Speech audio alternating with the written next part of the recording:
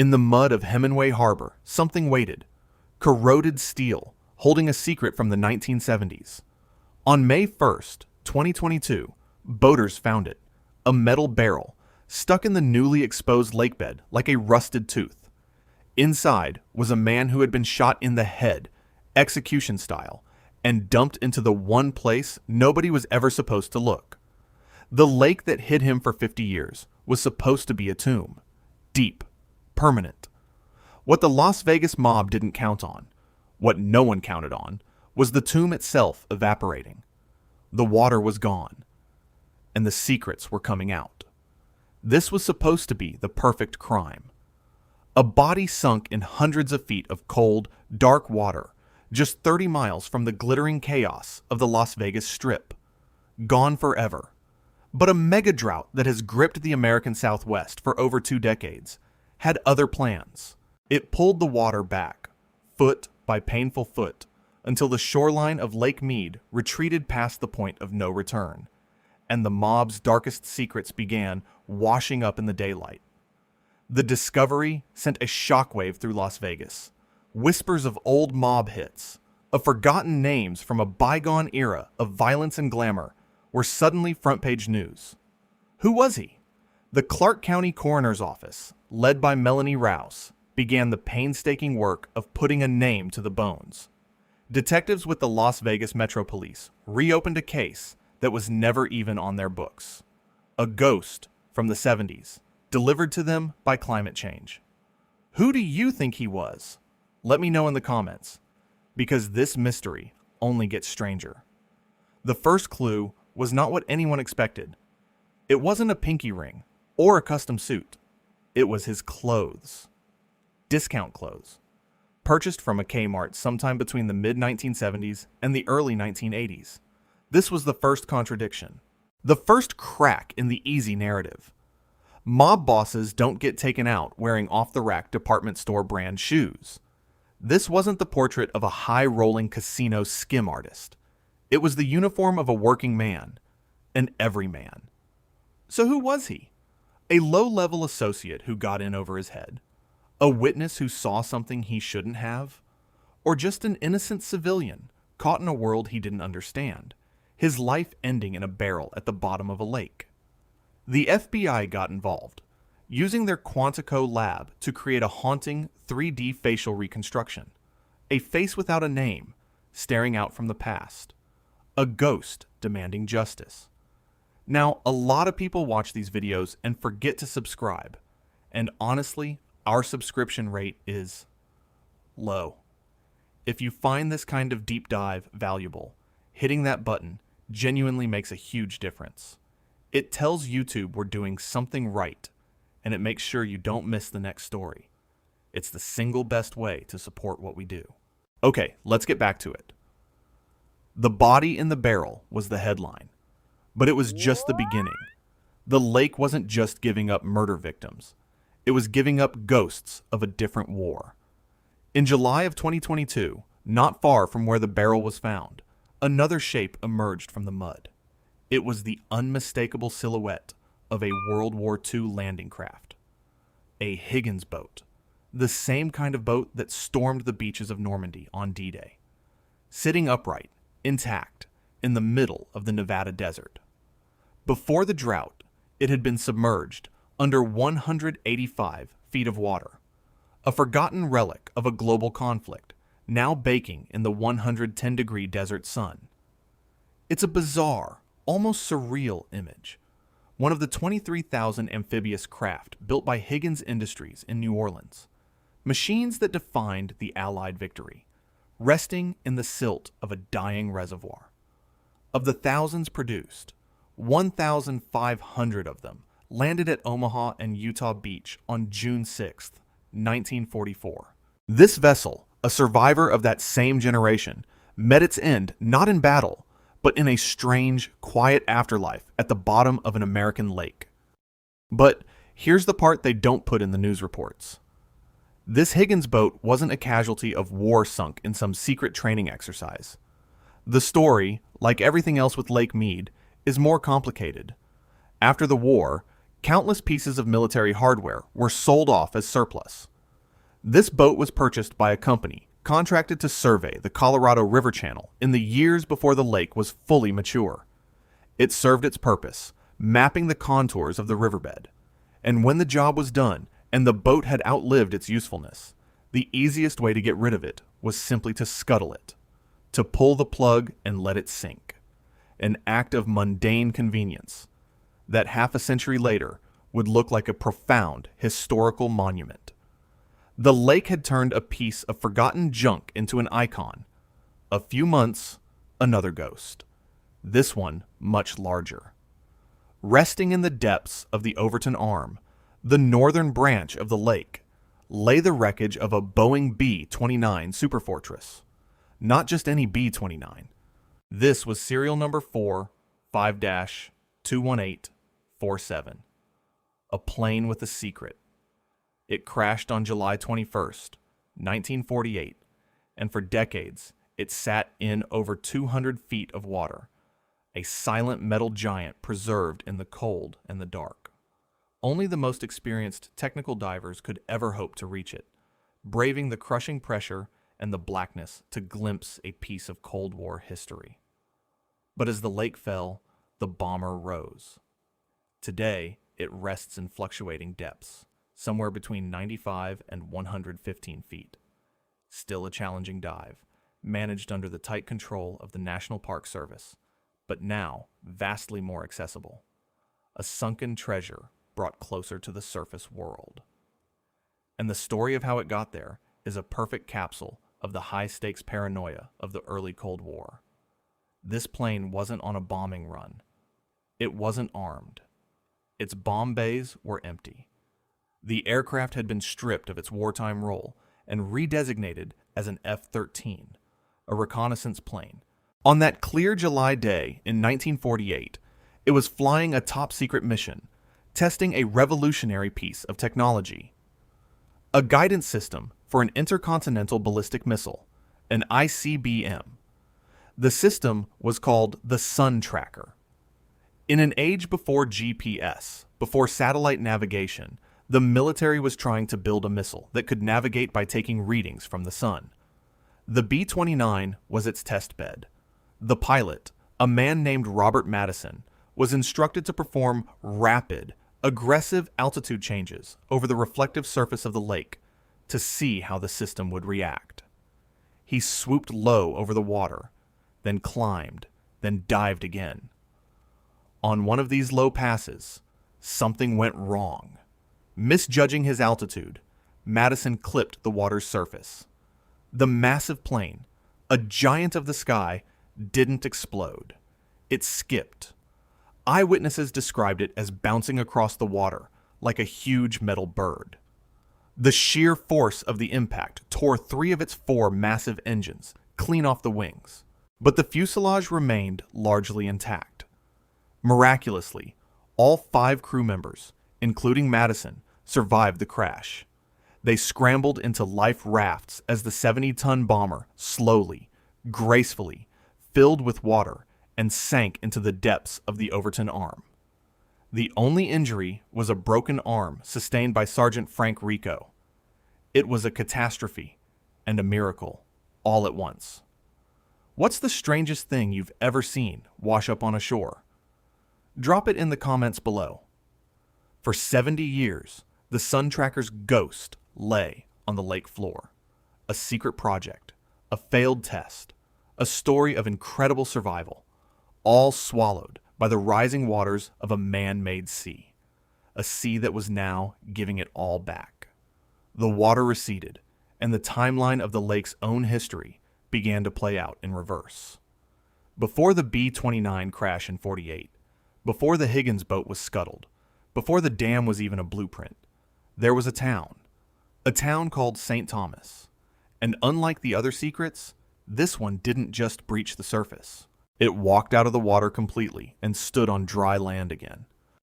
Founded in 1865 by a group of Mormon pioneers led by a man named Thomas Smith, St. Thomas was a stubborn, hard-working settlement at the confluence of the Muddy and Virgin rivers. They built a life in the harsh desert, an agricultural outpost in an unforgiving land.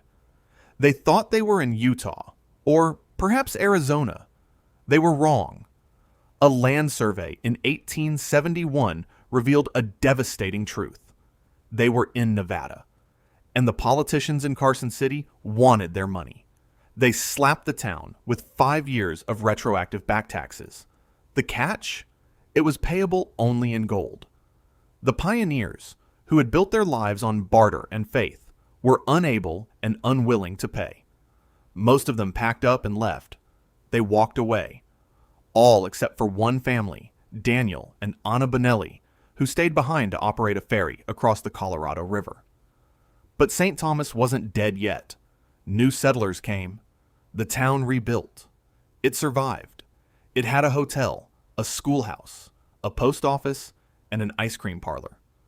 For another 60 years, it hung on, until a new, more powerful force arrived. Not a tax collector, but the United States government, armed with blueprints for the Hoover Dam. The construction of the dam, completed in 1935, was one of the greatest engineering feats of the 20th century.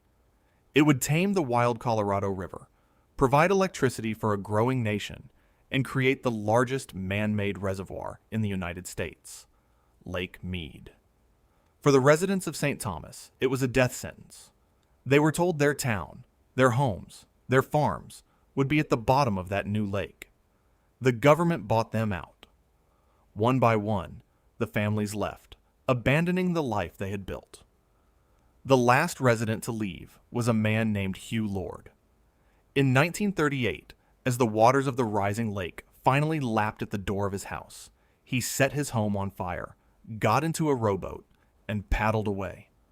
St. Thomas was drowned, submerged under 60 feet of water. Gone, until it wasn't. The megadrought that started around the year 2000 began its relentless work. In 2002, the water levels dropped low enough that the ruins of St. Thomas fully re-emerged. Today, it's not a secret at the bottom of a lake. It's a National Park Service hiking destination. You can walk through the streets of a ghost town that was resurrected by a climate crisis. You can see the foundations of the schoolhouse, the stone walls of the hotel, the skeletons of trees planted by pioneers over 150 years ago. A town that fought off bureaucrats demanding gold and was then drowned by the forces of progress, stubbornly clawed its way back into the light. The lake is telling a story. A story of what we build, what we bury, and what the desert eventually takes back. If you're finding this story as incredible as I am, take a second to hit the like button. And if you know someone who loves history or a good mystery, share this with them. It helps more than you know. All of these stories, the mob victim, the landing craft, the secret bomber, the ghost town, are symptoms. They are the dramatic, visible consequences of a much larger and much more dangerous problem. The lake isn't just revealing history. It's revealing our future. And that future is terrifyingly dry. Let's talk about the numbers. The numbers that keep water managers awake at night. Lake Mead at full pool has a surface elevation of 1,229 feet above sea level.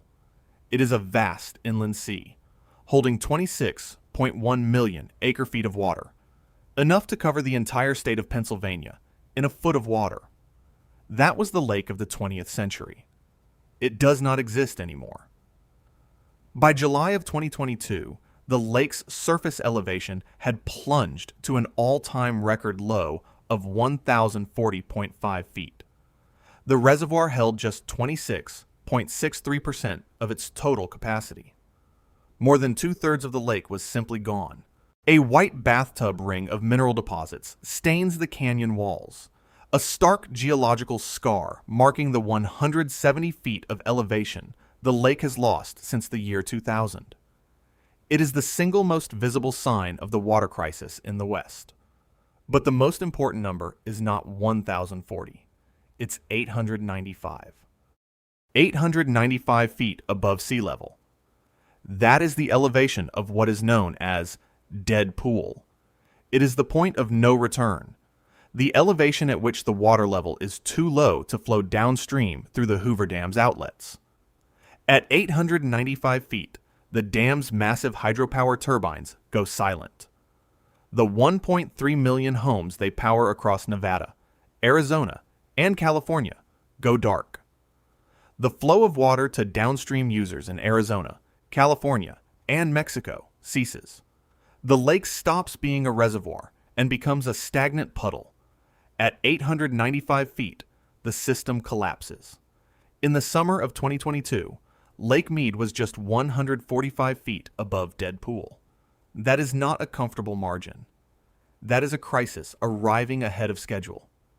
While the winter of 2023 brought a temporary reprieve with record snowpack, scientists and water managers are unanimous in their warnings. Jennifer Pitt, the Colorado River Program Director for the National Audubon Society, put it bluntly, "In my 25 years on the Colorado River, I haven't seen things this bad. We have 19th century law, 20th century infrastructure, and 21st century hydrology and water demand, and it's not lining up very well." One good snow year doesn't erase 2 decades of drought, and the long-term projections from the Bureau of Reclamation, the agency that manages the dam, are grim. Unless massive, painful cuts are made to water consumption across all 7 states that draw from the Colorado River, the forecasts show the lake resuming its downward spiral, potentially hitting a catastrophic 1,021 feet by the summer of 2027. That's just a few bad winters away from the brink. And I know I mentioned it before, but if you've made it this far, you're clearly invested. If you haven't subscribed yet, now's the time. We'll wait. I'm legally obligated by the YouTube Council of Elders to remind you. Okay, maybe not, but it's still a really good idea. It ensures you won't miss how these stories develop. The investigation into the body in the barrel is a perfect microcosm of this race against time. This is not a case for dusty archive boxes, it's an active forensic puzzle. Melanie Rouse, the Clark County coroner, faces an immense challenge, trying to extract viable DNA from skeletal remains that have been marinating in lakebed silt for half a century. We try to identify these individuals through every possible effort we can put forward, she said. This isn't just about science, it's about dignity. By late 2023, there was a glimmer of hope. The coroner's office confirmed they had DNA from one of the sets of remains and were testing it against a potential relative. But as of early 2026, no official identification has been publicly announced. The man in the barrel remains nameless. A John Doe from the disco era, his identity locked in a degraded strand of DNA, his story just out of reach. The Kmart clue hangs there, a frustrating and fascinating piece of the puzzle. Las Vegas in the 1970s was the apex of mob influence. The skim from casinos like the Stardust and the Fremont was flowing back to crime families in Chicago, Kansas City, and Milwaukee. The Teamsters Central States Pension Fund was the mob's personal bank. To be a major player in that world required a certain flash, a certain style. Yet our victim was found in the kind of clothes you'd wear to fix a lawnmower. This has led investigators down a rabbit hole of theories. Was he a courier, carrying something that got him killed, dressed down to avoid attention? Was he an informant whose cover was blown? Or was the mob connection a red herring all along? Was he simply a victim of a more common, less glamorous crime, his body just conveniently disposed of in a place known for swallowing secrets? Whatever the truth, the clock is ticking. The witnesses who might have known him, who might recognize the FBI's facial composite, are now in their 70s or 80s, if they're alive at all. The receding water may have started the clock on a 50-year-old cold case, but it didn't stop time itself. And it's worth remembering, not every skeleton is a mob hit. As the lake receded, several other sets of human remains were discovered. The coroner's office analyzed them and found they weren't victims of gangland executions. They were tragic accidental drowning victims. People who went for a swim and never came back, their own stories ending beneath the waves, their bones only now returning to the light. The lake is a keeper of all kinds of secrets, both violent and mundane. The story of Lake Mead is a story of layers. A layer of mobsters and murderers laid over a layer of Cold War secrets and military hardware. A layer of audacious 20th century progress laid over a 19th century pioneer ghost town. And beneath it all, the ancient, unforgiving bedrock of the Mojave Desert. The drought is not creating these stories. It is simply peeling back the layers, exposing the entire, complicated, and often violent history of the American West for all to see. We are watching a place come undone in real time. The marina docks sit on dry land, their ramps leading to nowhere. The bathtub ring on the canyon walls gets wider with every dry year, and the things that were meant to stay hidden are no longer cooperating. The men who dumped that barrel in the 1970s were sure of their work. They chose the deepest water, the most permanent grave they could find. They could never have imagined a future where the grave itself would unearth its own dead. The real question is not what the lake has already revealed. The real question is what's still down there. What other secrets are waiting in the silt just below the current waterline? What other barrels? What other relics? What other stories are waiting for the water to drop another 10, 20, or 50 feet? The countdown to Deadpool is not just an engineering problem. It's a historical one. The decline of Lake Mead is the greatest archaeological excavation of the 21st century, and it's happening by accident. It is forcing a confrontation with our own past, our mistakes, our ambitions, and our hubris. The lake that Las Vegas built, the lake that powered the growth of the entire Southwest, is now a monument to our precarious relationship with the natural world. It gave, and now it is taking away. And in the process, it is telling us